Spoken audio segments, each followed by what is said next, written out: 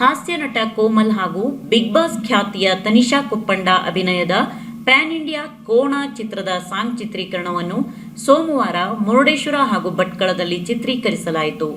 ಈ ಚಿತ್ರವನ್ನು 8mm ಚಿತ್ರದ ನಿರ್ದೇಶಕ ಹರಿಕೃಷ್ಣ ಎಸ್ ನಿರ್ದೇಶಿಸಿದ್ದು, ನಿರ್ಮಾಪಕಿ ಕಮ್ ನಟಿ ತನಿಷಾ ಕುಪ್ಪಂಡ, ಕಾರ್ತಿಕ್ ಕಿರಣ್ ಸಂಕಲ್ಪ ಹಾಗೂ ರವಿ ಕಿರಣ್ ನಿರ್ಮಾಣ ಮಾಡಿದ್ದಾರೆ.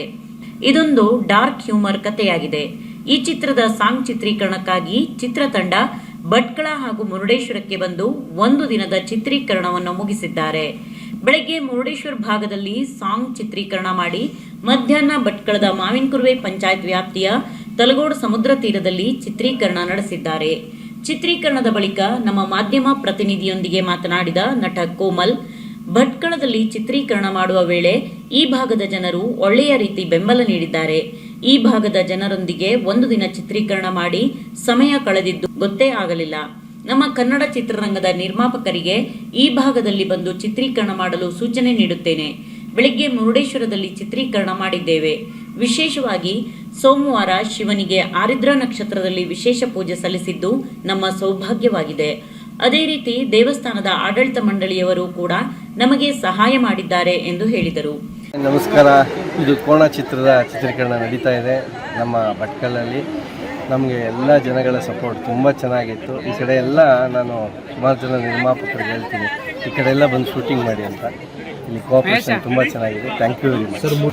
ಇವತ್ತು ಮುರುಡೇಶ್ವರಲ್ಲಿ ಕೂಡ ಮಾಡಿದ್ವಿ. ಆಮೇಲೆ ಇವತ್ತು ವಿಶೇಷವಾಗಿ ಆರಿದ್ರ ನಕ್ಷತ್ರ, ಸೊ ಇವತ್ತು ಒಳ್ಳೆಯ ಪೂಜೆ ಕೂಡ ಆಯಿತು. ಸೋಮವಾರ ಆರಿದ್ರ ನಕ್ಷತ್ರ ಬರೋದು ಈಶ್ವರನ ನಕ್ಷತ್ರ ವಿಶೇಷ.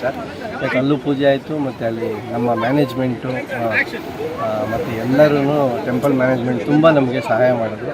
ಥ್ಯಾಂಕ್ ಯು ಎಲ್ಲರಿಗೂ. ನಾನು ನಿಮ್ಮ ಮೂಲಕ ಥ್ಯಾಂಕ್ ಯು. ನಾನು ಇವಾಗ ಹೇಳ್ದಾಗೆ ಎಲ್ಲಿ ಕೋಆಪ್ರೇಷನ್ ಇರುತ್ತೆ, ಪ್ರೀತಿಯಿಂದ ಎಲ್ಲಿ ಕರೀತಾರೆ, ಎಲ್ಲಿ ನಮ್ಗೆ ಯಾರೋ ಒಬ್ಬರು ತೊಂದರೆ ಕೊಟ್ಟಿಲ್ಲ. ತುಂಬ ಚೆನ್ನಾಗಿ ನಮ್ಮನ್ನು ನಡೆಸ್ಕೊಂಡು ನಮಗೂ ಚಿತ್ರೀಕರಣ ಮಾಡಿದ್ದೇ ಗೊತ್ತಾಗಲಿಲ್ಲ.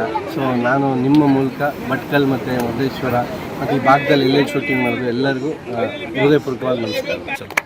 ಕೋಣ ಚಿತ್ರದ ಟೀಸರ್ ಈಗ ಆಲ್ರೆಡಿ ಬಿಡುಗಡೆ ಆಗಿದೆ. ಇದನ್ನು 8mm ಚಿತ್ರದ ನಿರ್ದೇಶಕ ಹರಿಯವರು ಮಾಡಿದ್ದಾರೆ.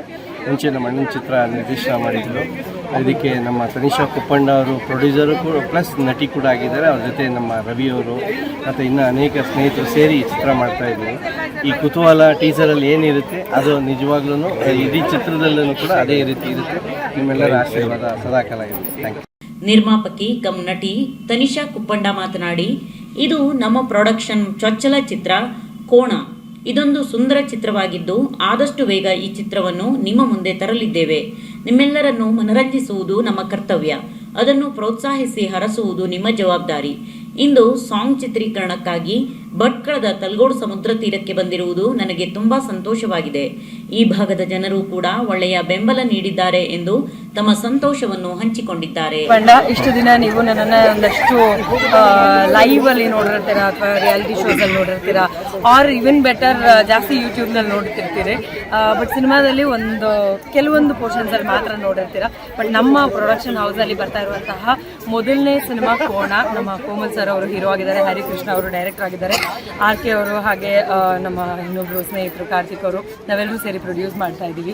ಸೊ ಒಂದು ಬ್ಯೂಟಿಫುಲ್ ಆಗಿರುವಂತಹ ಸಿನಿಮಾ ನಿಮ್ಮೆಲ್ಲರಿಗೋಸ್ಕರ ನಿಮ್ಮೆಲ್ಲರೂ ಮುಂದೆ ತೊಗೊಂಡು ಬರ್ತಾ ಇದ್ದೀವಿ. ಆದಷ್ಟು ಬೇಗ ನಾವು ರಿಲೀಸ್ ಮಾಡುವಂಥ ಪ್ರಯತ್ನದಲ್ಲಿ ಖಂಡಿತ ಇರ್ತೀವಿ. ಯಾಕಂದರೆ ಎಂಟರ್ಟೈನ್ ಮಾಡುವಂಥದ್ದು ನಮ್ಮ ಉಸ್ತುವಾರಿ ಆಯಿತು ಅಂತಂದರೆ ಅದನ್ನು ಪ್ರೋತ್ಸಾಹಿಸಿ ಮುಂದಕ್ಕೆ ತೊಗೊಂಡು ಹೋಗುವಂಥದ್ದು ನಿಮ್ಮ ಜವಾಬ್ದಾರಿ ಅಂತ ಹೇಳ್ಬೋದು. ನಿಮ್ಮ ಸಪೋರ್ಟ್ ಯಾವಾಗಲೂ ಹೀಗೆ ಇರಲಿ.